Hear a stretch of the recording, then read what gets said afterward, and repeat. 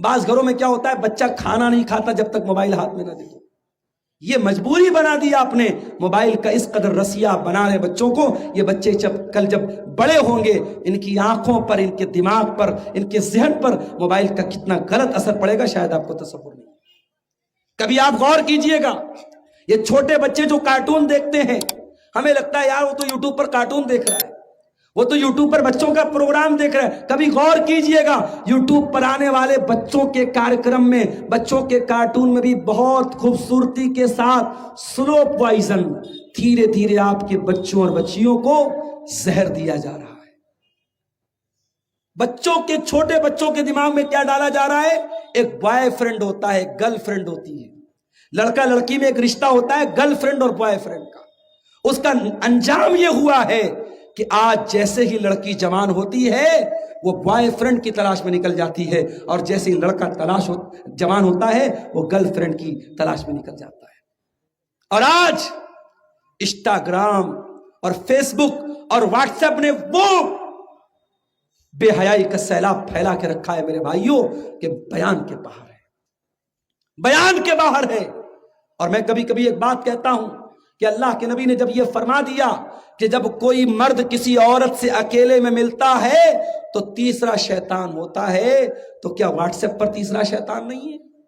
کیا انسٹاگرام پر تیسرا شیطان نہیں ہے؟ کیا فیس بک پر تیسرا شیطان نہیں ہے؟ کسی لڑکے کا میسج آیا لڑکی کو، السلام علیکم، میں آپ کا اسلامی بھائی ہوں اور آپ میری اسلامی بہن ہیں.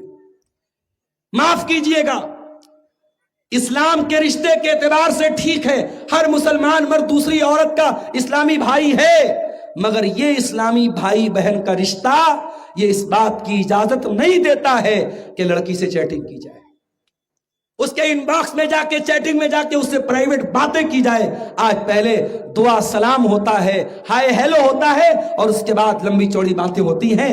زناکاری اور بدکاری یہیں سے شروع ہوتی ہے میرے بھائی. ابھی میرے پاس ایک فون آیا مئو سے، بنارس سے 100 کلومیٹر دور ایک جگہ ہے مئو، ہماری پہچان کے ایک صاحب تو ان کا فون آیا، کہا مولانا صاحب ایک مسئلہ پوچھنا ہے. میں نے کہا کیا مسئلہ ہے؟ کہا ایک عورت ہے، اس کے شوہر کا انتقال ہو چکا ہے، بیٹے ہیں مگر بیٹے بہت بزی ہیں، بیٹوں کے پاس ٹائم نہیں ہے. وہ عورت عمرہ کرنے جانا چاہتی ہے. اس عورت کی جو دیورانی ہے، دیورانی سمجھتے ہیں نا، چھوٹے بھائی کی بیوی، تو دیورانی جو ہے وہ جا رہی عمرہ کرنے اور دیورانی اپنے بیٹے کے ساتھ جا رہی ہے. تو کیا وہ عورت اس لڑکے کی بڑی امی ہوئی؟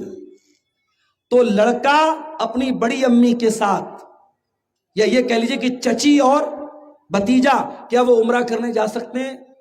میں نے کہا ایک بات بتاؤ میرے بھائی، کیا بڑی امی کا رشتہ یا چچی کا رشتہ کیا شریعت کی نظر میں کیا یہ محرم کا رشتہ ہے یا غیر محرم کا رشتہ ہے؟ تو وہ کہنے لگے مولوی صاحب مجھے تو ایسا لگ رہا ہے غیر محرم کا رشتہ ہے. میں نے کہا لگ نہیں رہا ہے، صحیح بات یہی ہے. چچی جو ہوتی ہے وہ غیر محرم ہوتی ہے.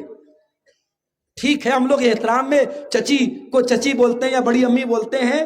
بڑی امی یا چچی، اگر چچا کا انتقال ہو جائے یا بڑے باپ کا انتقال ہو جائے تو وہ عورت نکاح میں بھی آ سکتی ہے اپنے دیور کے لڑکے کے ساتھ، اس کے لیے غیر محرم ہے.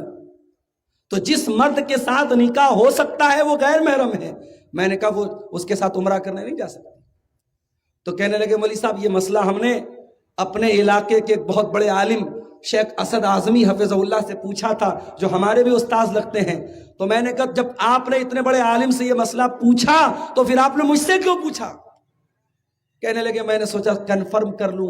میں نے کہا کنفرم نہیں کرنا تھا آپ کو، آپ یہ چاہتے تھے کہ اگر شیخ اسد اعظمی نے یہ فتویٰ دیا ہے اور یہ مسئلہ بتایا ہے کہ اپنے چچی اپنے بھتیجے کے ساتھ عمرہ کرنے نہیں جا سکتی، تو آپ نے عبدالغفار صاحب کے پاس فون کر کے مسئلہ اس لیے پوچھا تاکہ آپ کو کوئی گنجائش مل جائے. آج کل یہ بھی مسئلہ چل رہا ہے کہ لوگ مسئلہ پوچھتے ہیں علماء سے، مسئلہ پوچھنے کے لیے نہیں بلکہ اپنا راستہ نکالنے کے لیے اور گنجائش نکالنے کے لیے راستہ پوچھتے ہیں.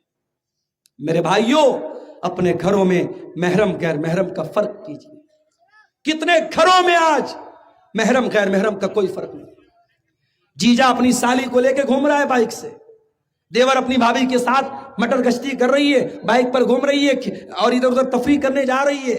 क्या आपको नहीं मालूम कि देवर भाभी का रिश्ता कैसा है?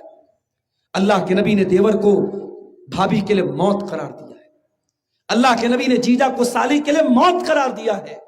और माफ करना, जिस तरीके से आप अपनी जवान बेटियों को अपने गांव के जवान लड़कों से पर्दा कराते हैं, उसके खाला के लड़कों से, उसके मामू के लड़कों से, उसके चाचा के लड़कों से, उसके ताया के लड़कों से भी पर्दा कराइए। ये रिश्ते भी आपकी जवान बेटी के लिए गैर महरम है। जो रिश्ते गैर महरम है, आपकी जवान बेटी को उनसे पर्दा करना चाहिए। आज हालात बहुत बुरे हैं मेरे भाई। कल रात में मेरा प्रोग्राम था मुबारकपुर का इलाका, मौलाना सफीउर रहमान मुबारकपुरी के गांव में, हुसैनाबाद में मेरा प्रोग्राम था।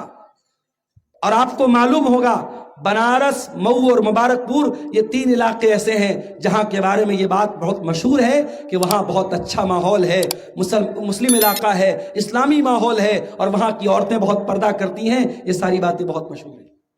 मगर अब धीरे धीरे हर जगह का माहौल खराब हो रहा है। मैं कार से जा रहा था बनारस से मुबारकपुर।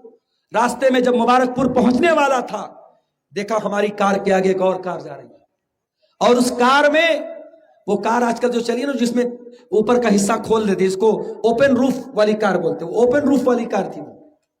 उसकी छत को खोला गया और 3-4 बुर्का नशीन लड़कियां उसमें से खड़ी होकर के सेल्फी ले रही हैं और अपना खड़ी होकर के मौज मस्ती कर रही हैं और जा रही हैं और पूरे जमाने को दिखा रही हैं कि हम नकाब में तो हैं, मगर ये नकाब हमें पर्दे में रखने के लिए नहीं है। हम नकाब में रह करके भी मटर गश्ती करती हैं, हम नकाब में रह करके भी बेहयाई करती हैं। मेरे प्यारे साथियों, इसीलिए मैं कहता हूं कि मुसलमान औरत को सिर्फ नकाब पहना देना ये काफी नहीं है, आपको तरबियत करनी पड़ेगी। आपको सिखाना पड़ेगा अपनी बच्चियों को कि तू नकाब क्यों पहनती है, तुझे नकाब पहनने का हुक्म क्यों दिया गया।